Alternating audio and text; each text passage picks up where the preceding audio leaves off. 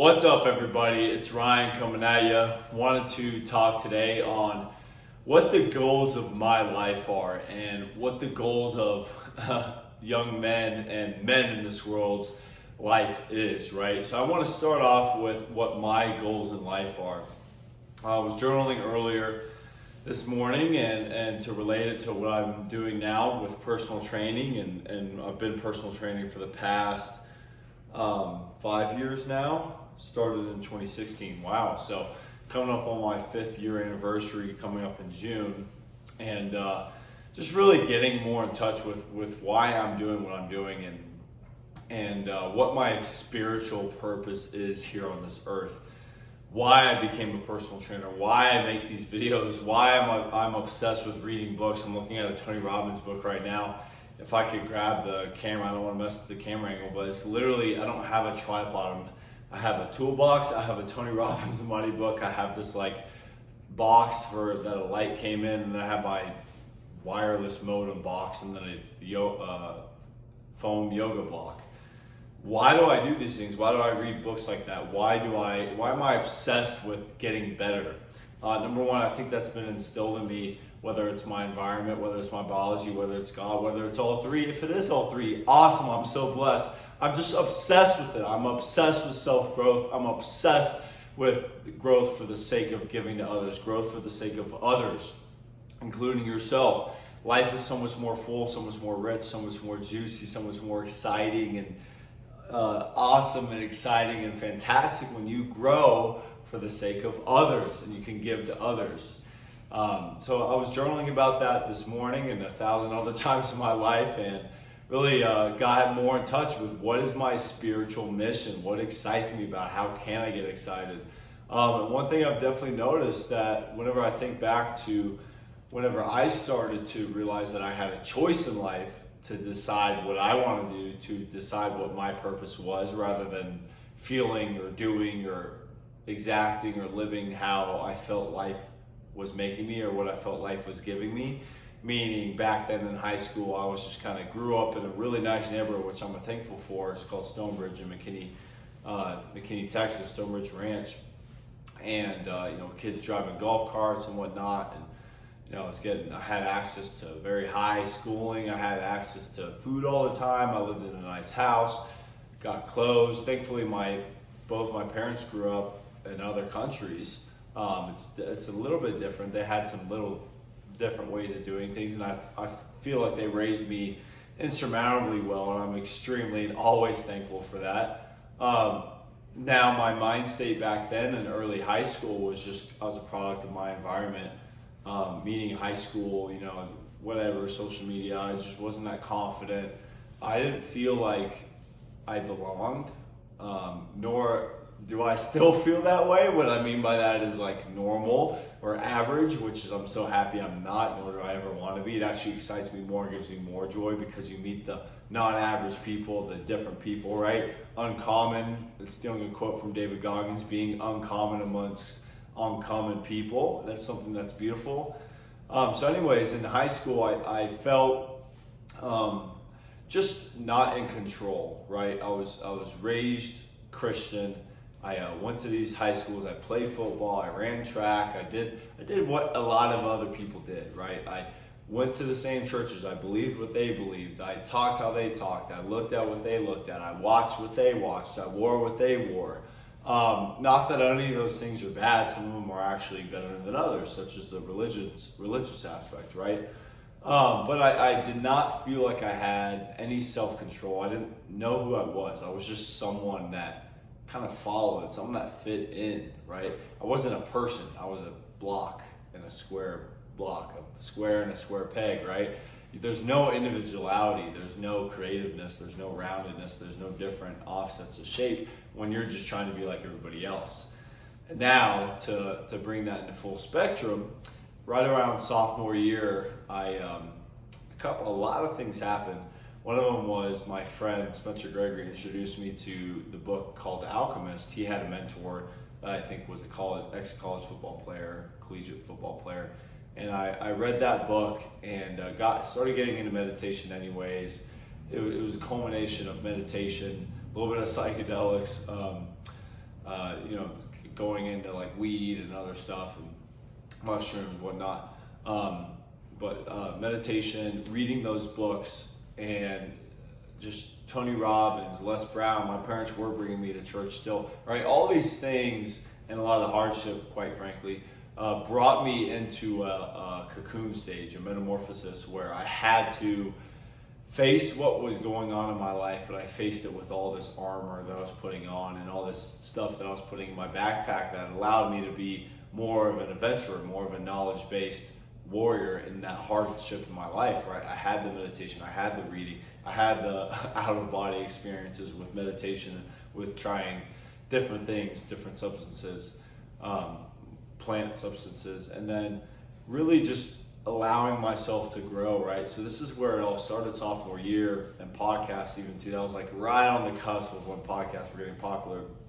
But this culminated through my sophomore year, and then junior year, I think, from my memory, right? I was still progressing. I kind of still hung on the cliff, so to say. And then senior year, I really flew off the cliff. I jumped off the cliff, and then I learned how to fly. Sophomore year was the start. Junior year was kind of like the lull. I was still growing, but I was still figuring it out. Senior year is my favorite year because I really jumped off the cliff, y'all. It makes me so excited to think about and so happy and so grateful. I had many different experiences. I think a big part of it was a high school relationship I was in, and one of the things I've worked through in my relationships in the past was I would get really attached, and I would I love making people happy. That's why I do what I do. That's why I'm a personal trainer. I would start to focus on pleasing. I'd be a pleaser, right? I'd be the guy who, for the first 3 months, lived my own life and be excited about my life.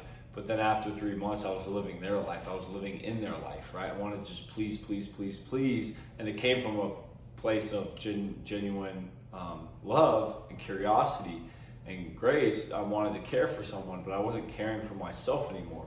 Therefore, I became addicted. I just wasn't living my life. I was living in their life, like I said. That's the best way to put it.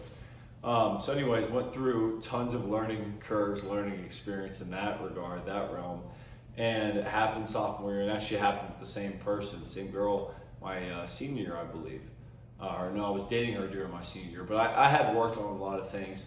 So anyways, my whole point here is my senior year, I really jumped off the cliff with either getting back in a relationship / breaking out of it again with the same person. And then junior year, here's a good one. Junior year track season, I had been running and I quit football. I kept getting injuries the years before. If I'm being honest, I think a lot of it was manifested. I just didn't enjoy it. I didn't feel confident. I didn't like it. I felt forced to be there.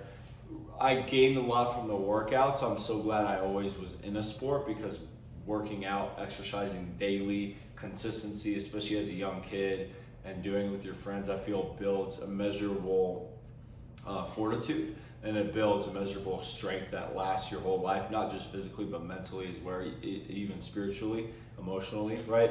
So I'm so glad I did. But junior year was the first time that I took the power in my own hands. I took grace, I took pride. I'm getting goosebumps just thinking about it.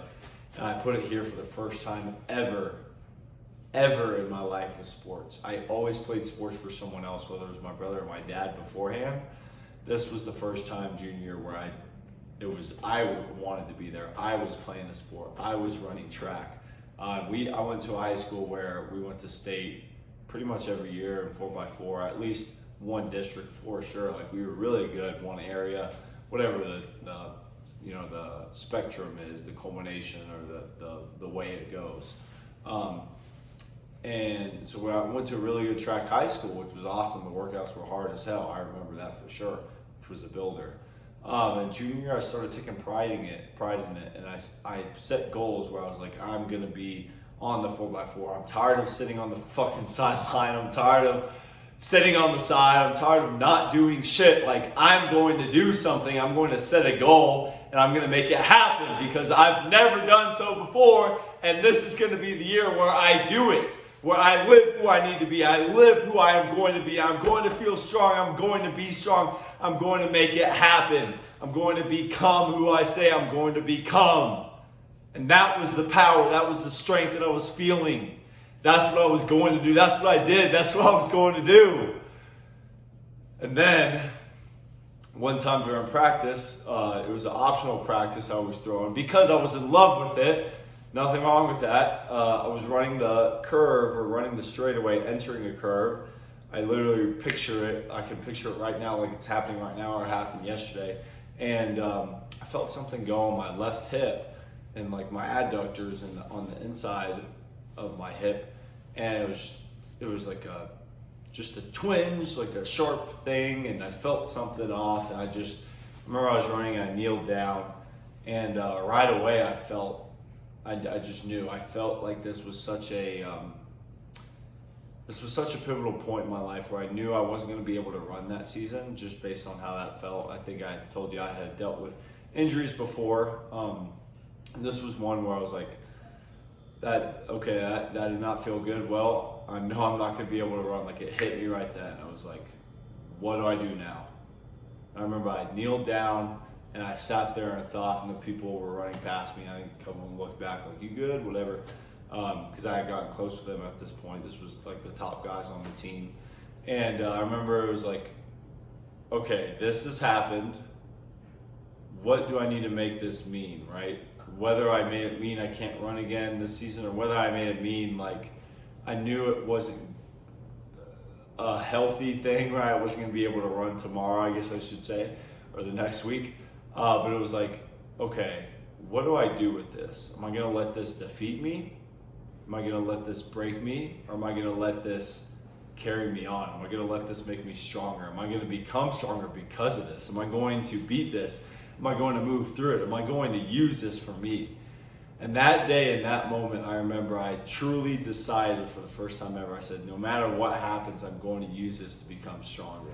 No matter what happens, I'm going to use this to become better. No matter what happens, I'm going to use this to become greater. Oftentimes than not, in that moment where something happens and we kneel down, we metaphorically kneel down, we metaphorically have a time of respite to decide something. That decision determines the rest of our life, right? And it's not just in those big moments either. Sometimes it's in those small moments as well. What did I do 5 minutes from then? What did I do that night? What did I do the next day, the next day, the next day, the next week, the next month, the next year, right? But especially in that moment, that decision was such a big thing. And I decided, I said, I'm not going to let this break me. I'm going to use this to become stronger. And look at where it took me. Not only now, but let's just fast forward a month from that time. I don't remember exactly what month it was, but it was, I guess, spring break, so it was March. I had gone to sports medicine, it was more sports medicine. It wasn't really physical therapy. It was similar though.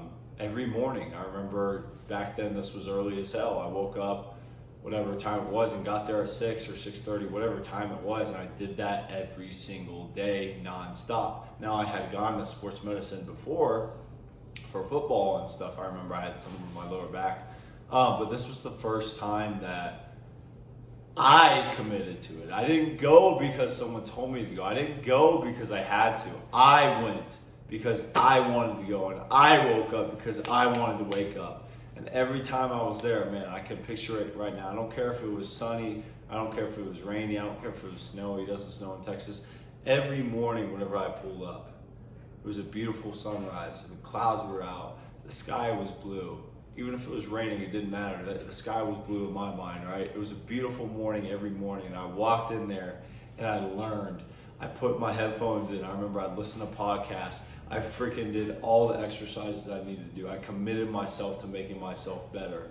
And I started getting addicted to the process of feeling better, to feeling progress, to feeling like I was learning. I was putting my headphones in. This was at 6 a.m., 6:30 in the morning, before my friends woke up, regardless if they had morning practice or not, or whatever, right? I was starting early on the day, and I started getting addicted to that and learning and growing, and especially about the human body, feeling it, looking at those pictures on the wall, of the anatomy, functional anatomy, human anatomy.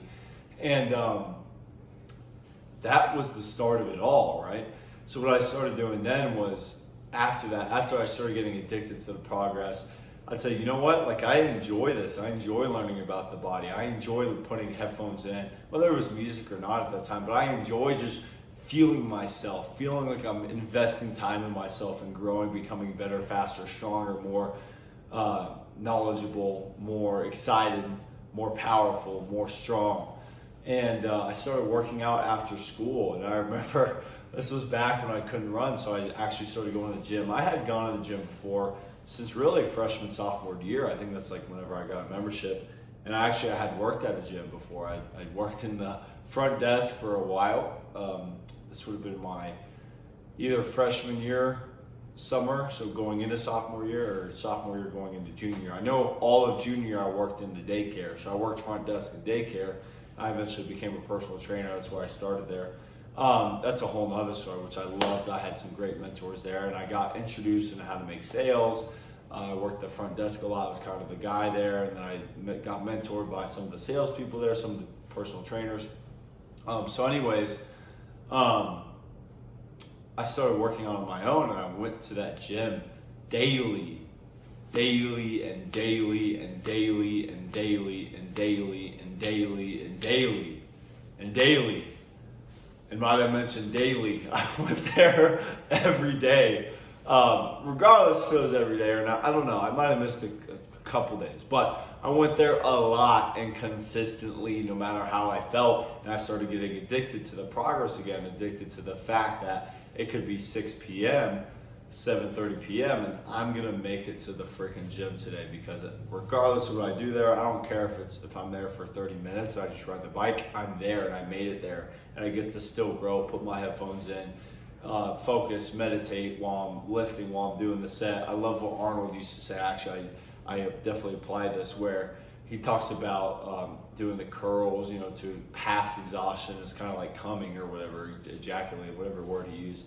And that's what I would get to. I'd get in the point where the workout, I used to do bodybuilding style splits, where I would be so just in touch with my body, with the sensation of my muscles working and activating and breaking down, that it was like a deep meditation where I'd just enter myself and nothing else mattered. I'd enter myself daily, where I felt my being, I felt my body, I felt my spirit, because I would work past those reps. I'd work past those capacities that I thought were there. So really I was proving to myself that I was better than I thought I was every day. And that was the beauty of me working out. So I started to find strength in myself in lifting and exercising, and noticing how I changed physically, and noticing how I changed mentally. And again, the consistency there. So I'm building confidence in myself just by having a schedule, and seeing the changes in my body, my mind, my spirit, and meeting people, socializing. The other high schools worked out. I remember seeing people from other high schools sometimes, but I was 16, 17. The rest of the people in there are 30 and older. So talking to people, especially the front desk people, and just seeing how the real world worked, and taking myself out of that environment where I was a square peg, and putting myself where, hey, no one knows who I am here. I can be who I want to be. I can be who the hell I want to be. And that was exciting, and that's still exciting to me. Maybe that's why I'm in Colorado. I just love meeting new people and really deciding who I want to be, and learning about them, and learning who they are and who they want to be, and giving them an opportunity to do the same, to create more and give more and be more, be a different person, be a better person every day, right? So I'd started working out, and I actually set a goal at that time frame. This was senior year by now, and I guess I had just kept it on since junior year. I think senior year, I think in between then I had tried running again. Don't really remember, but I know senior year I ended up, I guess my hip was good. I had worked on it too a little bit, not crazy. It was more like total body, just strengthening my soul, strengthening my spirit, sharpening iron. I threw disc and shot senior year, and I'll tell you why, because I had gained. I was at 165 pounds. I was at 197 at my heaviest senior year. So I'm probably at 180, 185 right now. If I had to guess, I'd say 185. So a good 12 pounds heavier than I am now. It's funny, I've been at 185 for the past 4 years, which I'm happy about. I enjoy my body frame, my body type, how it is now, healthy, lean, active, athletic, excited, right? It's just, I feel healthy, I feel vibrant, and that's what I want. That's my goal. So anyways, my point is that 197 was 12 pounds heavier than I am now. And that was exciting because I had gone from 165 to 197. I don't think I ever touched 200. And I did that through sheer willpower, meaning both the physical workouts, both the dedication to go to the gym, both the freaking willpower from the injury that I had that drove me, and I used that to make me better. I used that to get deep digging down in my system to figure out why I wanted to become greater and figure out why I could use it to make me better and why it mattered so much to me and how I could become a freaking beast. And that's what I did. Senior year, I gained all that muscle, and that was the first time where I literally would write that down on paper.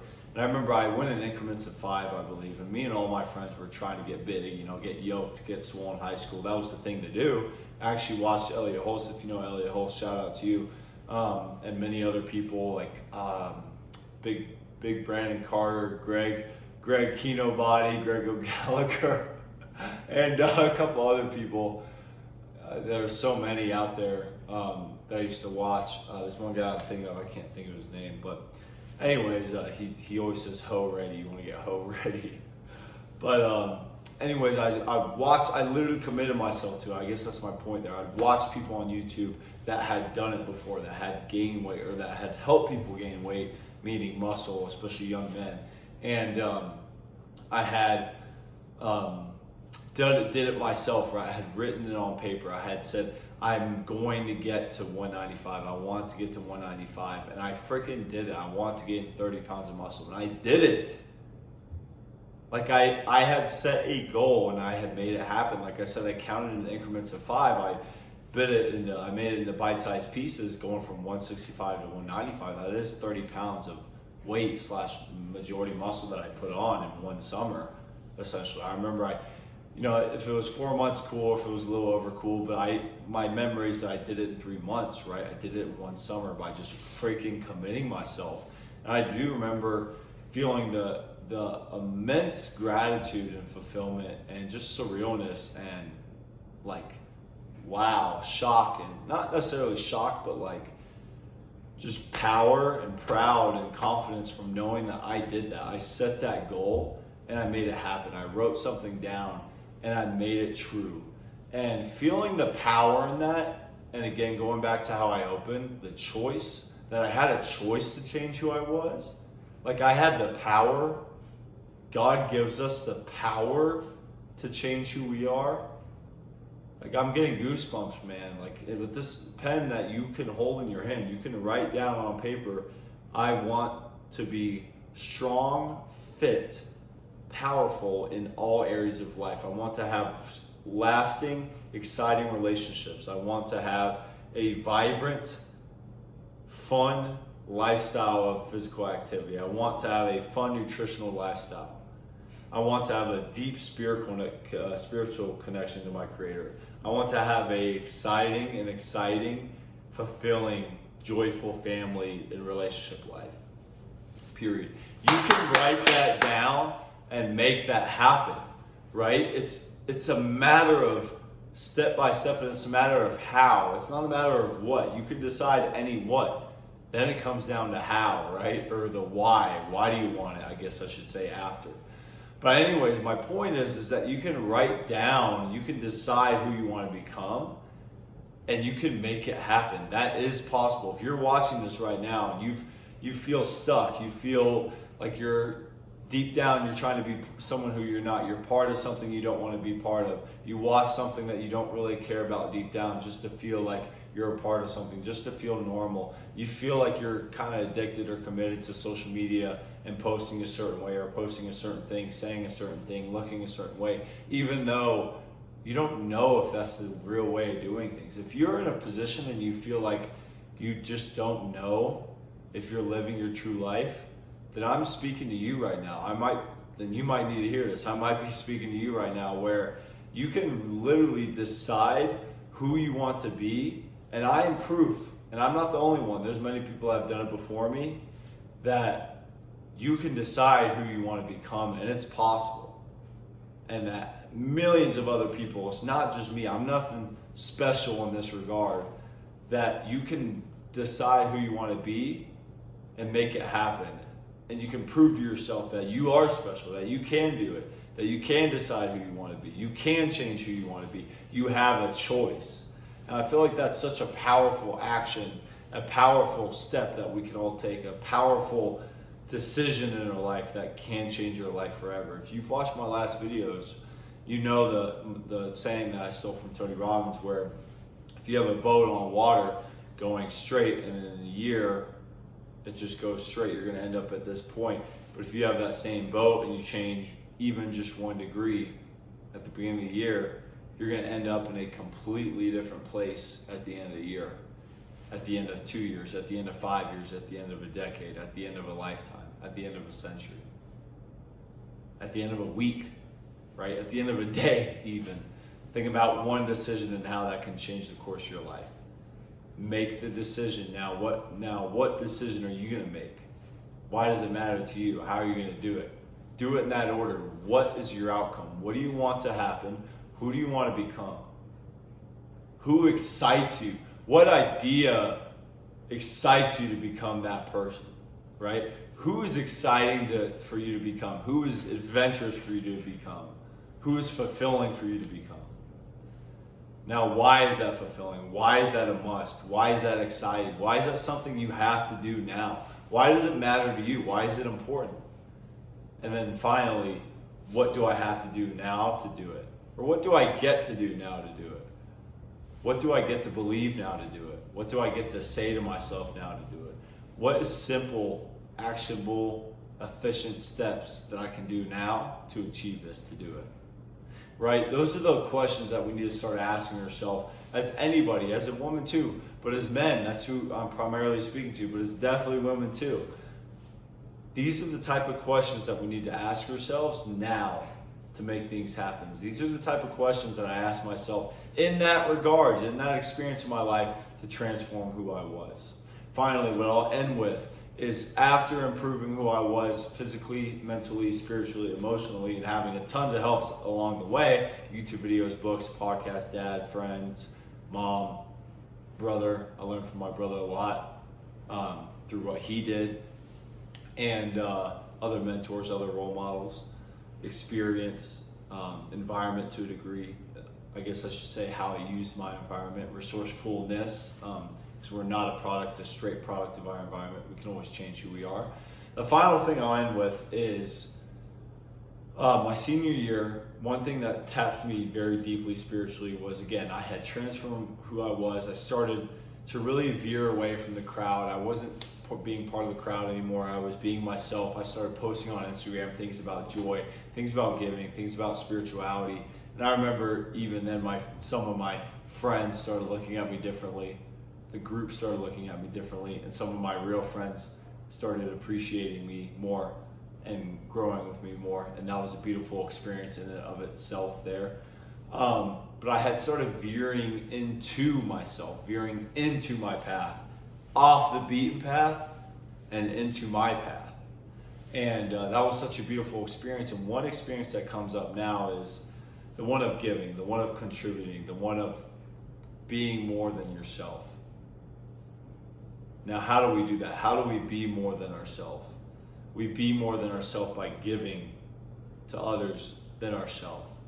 And one experience that makes me very joyful, that is giving me goosebumps right now, and I love and I'm so thankful for in my life, that I was able to experience, was going to Nicaragua with my dad in senior year spring break. And there's another one too that was summer going into senior year, but I'll say that for another time. Was going to Nicaragua with my dad, and we were there for a week. We went with this organization called Rotary, which I still consider myself associated with, and I would love to do more with in the future, and I will do more with in the future. And I'm excited to do more with in the future. We went there and we did a service project where we essentially visited a school. I think we were there either 5 days or 7 days, whatever it was. It was probably 5. because it was probably from Monday to Friday or Saturday to Sunday. I don't remember. Anyhow, I'd say 80% of the time we were at school, 20% of the time it was kind of like a trip, go hiking, explore. So it was the best of both worlds, especially for an introductory trip for a high school senior, with his dad. And we were there with a group, a couple other kids my age, around my age, one younger, and then a bunch of parents, chaperones essentially, that were involved too, all Rotarians. And Rotary is an organization that does service trips worldwide, in the U.S., outside the U.S., and they help either give in service or give financially or give medical assistance, whatever it is. I know they are famous for eradicating polio. They came up with either the vaccine or distributed it very well, whatever it is, right? It's an organization that deals with that, which is beautiful, and I think it's a good way of allowing us to give and contribute to people just like herself. So to get back on track, we were there for a little while. We had gone to the school, and to give you some backstory, to give you some context, the school was probably about 45 minutes away by road here, or 30 minutes a road. If it was highway, it'd be 30 minutes away, if that, 20. Basically, it wasn't super far, and it would take us 2 hours to get there every day, because the road that was supposed to lead that way to that village or towards that way was not finished. It had concrete potholes. I literally remember seeing concrete that was like shaped like spikes, like just was not good. Like you would pop a tire 100,000% driving on that road. You would not make it very far, let's say that, in anything. And the reason why is because the government official or group that had been given money to complete the project had taken the money and used it for other purposes, such as for themselves or who knows, nefarious drugs or whatever it was. They essentially took the money and became corrupt with it and didn't use it for what it was intended for, which is the community. So we had to take detours and drive on the beach, which was actually pretty cool. We were driving on the sand. It was a huge lake, and we drive past these shacks, like a literal shack that's the space I'm standing in is bigger than 90% of the shacks I saw, where families lived, and they lived there, and their clothes would be hanging outside. They would go bathe in the lake. They brush their teeth in the lake. They get their water from the lake. And just seeing that really opened my eyes, where it's like, wow, I'm driving past a whole community of people that live this way, and that's not a way that I would want to place anybody in living. That does not mean that they're happy. It does not mean that they can't find fulfillment. You've heard this story time and time again. Think about someone that's told it before, right? A lot of times those people are happy or just as happy or can find just as much happiness, or even in some cases find more happiness, right? Which is a whole beautiful story in and of itself and a whole another way of thinking. Now, but the point of my story here is we drive past them and we get to the school, and getting to that school, I remember all the days kind of blend together, mix together in a beautiful way. And even on the way there, where we'd show up with their sandwiches, we had people make us sandwiches. We'd eat like mango sandwiches. I remember, like, it was very interesting. Like, some of them did have meat, some of them had like mango and like mayonnaise or something like that. I don't remember, mango and lettuce, whatever. But it was just different kind of foods, and like it was just a whole different cool experience. And it was probably the first day, because it was this etched into my mind, the ceremony where they sang us songs in Spanish, like the Nicaraguan anthem, and other welcome songs, and we sang them I don't remember, the United States national anthem, Star Spangled Banner, or Texas. I think we sang them the Texas state anthem, whatever it's called, and we sang each other's songs, and we didn't know what they were saying. They probably didn't know what the hell we were saying. But what was beautiful, and that was a funny part about that. What was beautiful about this was, I remember I have a video of it on my Instagram, just at this moment and in the rest of the experience, seeing the smiles on the children's face. And even though we didn't speak the same language, I didn't know what they were saying. I knew what they were feeling. And I could see the smiles on their faces, all the children, all the boys, all the girls. And I could see how just happy they were to be there, to be with their friends, to be in school. And keep in mind, the school looked nothing like it does in the U.S. It was just one building. It wasn't horrible, but it was one building that had, 6 classrooms, and the bathrooms were out in the back. And I think that's the main reason why we were there. We were there to like help fix the bathrooms. No plumbing. It was just a hole in the ground. It smelled like shit because there was shit in the hole in the ground that you'd go and you squat down and add more of your shit to. So you'd add your flavor to it. So there was 100 flavors of shit coming from one bathroom at a time.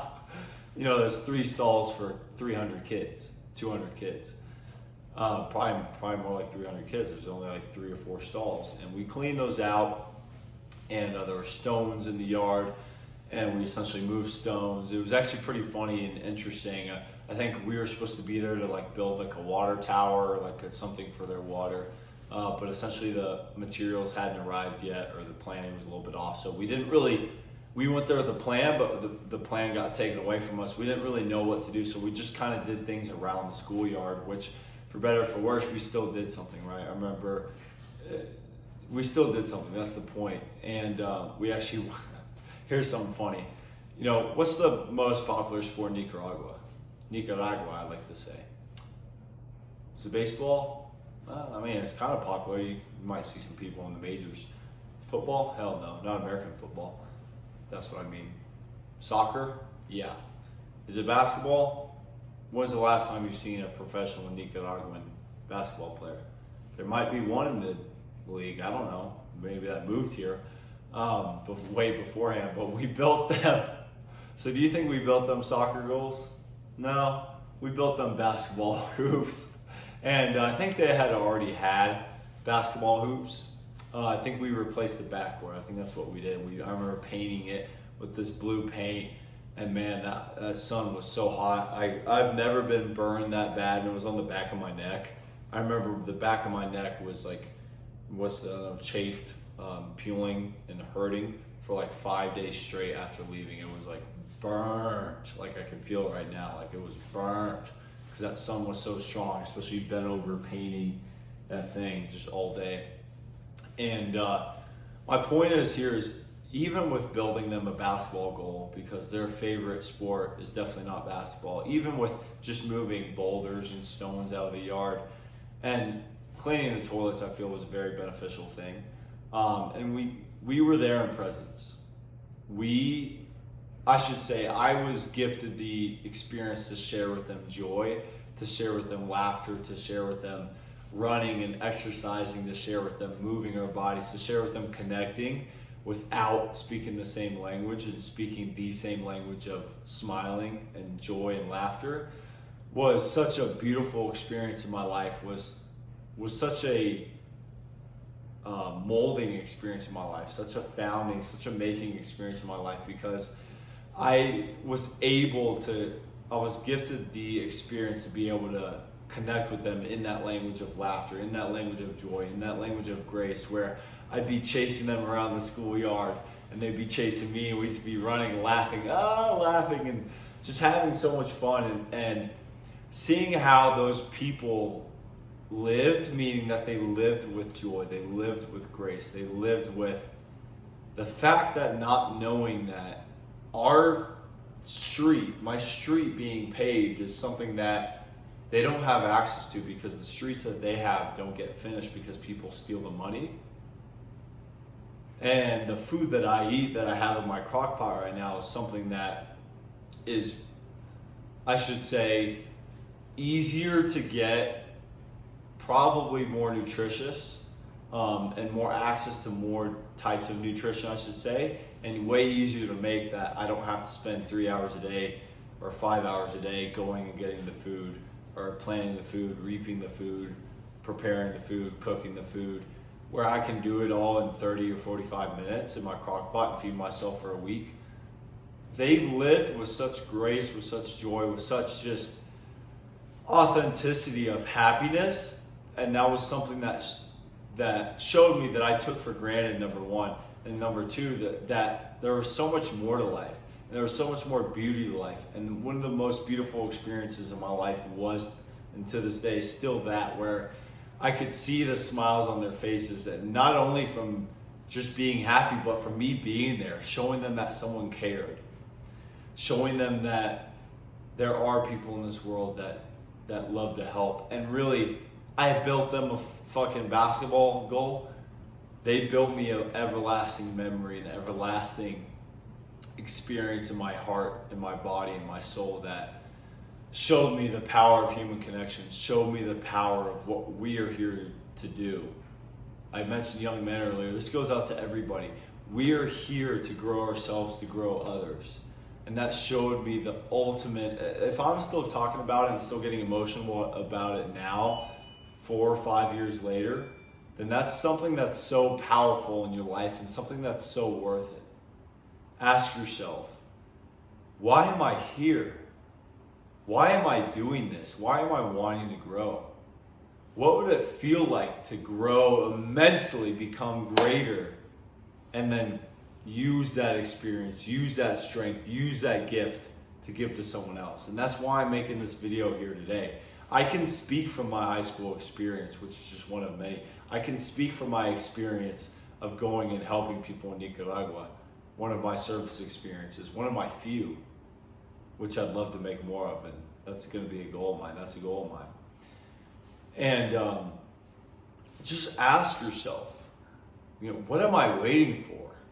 Why am I wanting to fit in? Why am I wanting to do what other people are doing? Whenever I can build myself up, impress myself, become more confident, become greater, and then give that gift to other people, and then in turn get another gift of what they can give to you.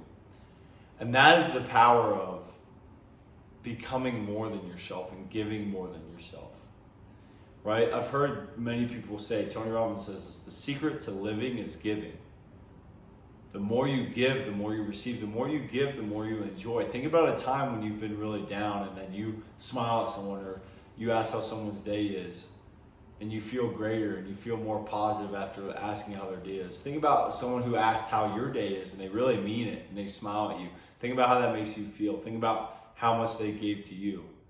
Now, how can you do that to give to someone else? I think that's the measure of true strength, do you not? Of how strong you can be in making someone else's day better, making someone else's life better, someone else's week better, someone else's experience better, someone else's school better, someone else's life better, country better. Ask not what you can do, or ask not what your country can do for you, but what you can do for your country.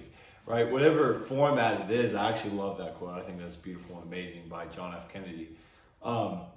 Is asking what you can do for others, because that's the measure of true strength. And that's why we grow. That's why I grew, so I can give to others. That's why I became a personal trainer. That's why I make these videos. That's why I read the books. That's why I talk about the books with other people. That's why I talk about the podcast with other people. That's why I share it with others. That's why some people probably get annoyed at it, but cool. Either they're going to get on, either it's going to help them, or if they keep getting annoyed, keep getting annoyed. I want to keep freaking annoying you, because the more I annoy you, the more better you get, the more better I get. The more people that I send a podcast to and they text me and they call me and they say, dude, this changed my life, this changed my day, and I have a phone call with them about them, good, I'm going to get more people like that. Because this is the true measure of what makes a strong man, a strong woman, is our ability to become strong and then help others with our strength. And I think it really boils down to, and really the whole outcome is to really help others with our strength, or help others become stronger, help others become more fulfilled, help others become more excited, more in love with their life, and giving to others, giving your time, giving your energy, giving your finances, giving your presence. And I think this can be done in a multitude of ways. This can be done with talking to your partner, or giving more presence to your partner, giving more presence to your grandma, giving more presence to your brother, your sister, your mom, your dad, your dog, whoever it is, whatever it is, yourself. This can be done in giving financially to a charity you like, giving financially to a friend who's in need, giving financially to the guy who's on the corner, regardless of what he used it for, but the act of giving, right? And then you can give your time, you can give your energy, your support, your volunteering, your service. All these are beautiful ways to enact and to improve and to initiate who you are into the world. And I think that's, especially, I mentioned young men, again with women, especially as young men though, you're carrying your staff, you're carrying your sword. If you find yourself If I'm speaking to you, if you're in high school, especially right now, and you're like, man, I don't know who the hell I am. I don't know what the hell I'm doing. And I'm kind of scared. And I don't know where the hell I'm going to go if I keep acting like this.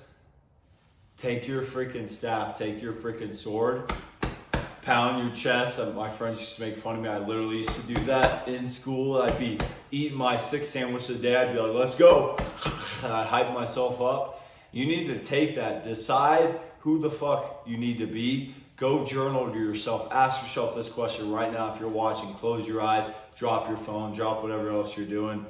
If you're in the car, close your eyes, let go of the wheel. Just kidding. Don't do that, but do this later. Who am I? Who do I need to be to feel strong? Who am I now? Who can I be to feel strong? Who am I now? Who am I excited to be when I feel strong? Who am I now? Who am I excited to be now that I am strong and that I am fulfilled, that I am purposeful? Ask yourself this out loud. Get your shoulders back, stand up straight, journal it, whatever you need to do, and see what comes up. See how you can give to others. See how you can become greater. And when you become greater, the world becomes greater around you. Young men, young women, make the world great again. Let's keep making each other better. I'm going to keep getting better. I'm going to keep loving life. I'm going to keep giving because this fills me with so much joy because I've been given so much. I am so lucky. I am so very lucky. I am extremely very lucky. I'm extremely blessed. And so are you. Now let's figure out why. Let's figure out who we are. Let's figure out what we're going to do. Us as young men and women, let's make the world great again. Peace.